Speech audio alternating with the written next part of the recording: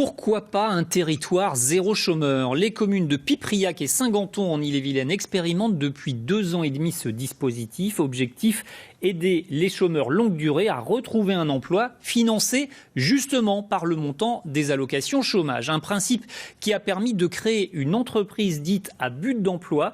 TESEA a vu le jour en 2017 et le territoire retrouve des services disparus.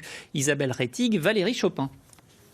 Depuis 1 an, Saint-Ganton, 420 habitants, n'avait plus d'épicerie et ne trouvait pas de repreneur. Assez vite, l'idée de faire appel à TESEA a germé et il y a quelques jours, une épicerie flambant neuve a ouvert ses portes. Bonjour. On y trouve des produits locaux, du pain et bientôt une station essence. Régine, Noëlla et Delphine font partie des 8 personnes chargées de s'occuper du commerce à tour de rôle.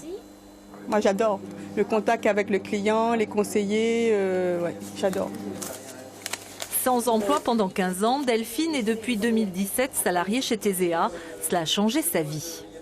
TESEA nous donne une chance de montrer qu'on est capable et qu'après les patrons ont un autre regard sur nous en fait. Donc ça c'est super, ouais.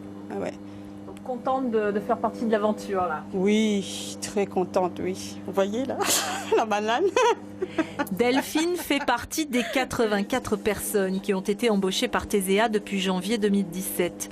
À Saint-Ganton, l'une des 2 communes pilotes, le bilan est plus que positif. On avait 14 personnes donc, qui étaient au chômage, au chômeur de longue durée. Et sur les 14, il y en a 10 aujourd'hui qui travaillent chez TESEA. Donc pour moi, c'est un pari gagné. Outre l'épicerie, TESEA a créé de multiples services. Un atelier de réparation de vélos, une blanchisserie, une recyclerie. Ils permettent de financer en partie la structure qui reste encore fragile, même si les premiers résultats sont plus qu'encourageants. Le nombre de personnes inscrites à Pôle emploi sans travail depuis 3 ans a été divisé par 3. Quant aux aides versées par le Centre d'action sociale, elles ont diminué de 37%. C'est des revenus supplémentaires, c'est des aides que la commune n'a plus besoin de donner. Les gens retrouvent un pouvoir d'achat et donc peuvent aller chez les commerçants. Ils ont trouvé le sourire et le moral à tel point qu'il y a des candidats, disons, on va dire, à l'appel à projet qui ont trouvé tout seuls du travail. En 2 ans et demi, on n'est pas capable de voler de nos propres ailes, mais ce n'était pas l'objectif.